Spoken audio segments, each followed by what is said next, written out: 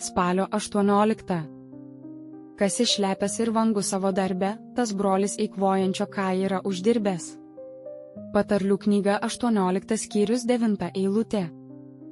Negalime ramiai žiūrėti į bet kurio iš Viešpačiui pasišventusių žmonių eikvojimą ir švaistymą nejausdami užuojautos, kad nors jis ir padarė didelę pažangą Viešpaties minčių supratime kitais požiūriais, tačiau šioje srityje ir toliau parodo didelį trūkumą, apsileidimą.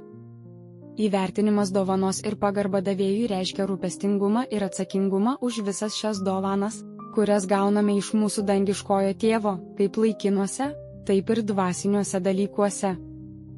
Remiantis mūsų Viešpaties palyginimais, sužinome, kad jis mūsų meilę ir uolumą matuoja atsižvelgdamas į tai, kaip mes panaudojame mums duotus talentus arba piktnaudžiaujame jais, kaip panaudojame galimybės ir dabar suteiktas laikinas ir dvasinės palaimas.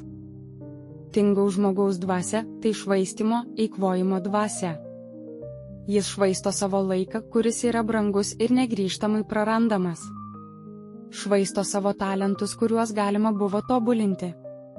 Praranda tarnystės galimybės, kurias gauna kiti. Švaisto savo energiją, kuri rūdija nuo neveiklumo. Praranda savo gerą vardą, kurio gali niekada nebeatgauti. Praranda draugus, kurie jį apleidžia. Praranda savo turtą, kuris yra iš jo paimamas. Gadina savo charakterį, kuris jį pažemina.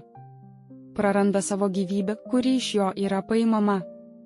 Praranda amžinybę, kurios jis netenka, todėl tinginystė tegul būna toli nuo visų Viešpaties šventųjų. Klausimai, kiek šis tekstas padėjo man šią savaitę? Kaip aš reagavau į sakytas šio teksto mintis? Kokios buvo pasekmės? Kas išlepęs ir vangus savo darbe, tas brolis eikvojančio ką yra uždirbęs. Patarlių knyga 18 skyrius 9 eilutė.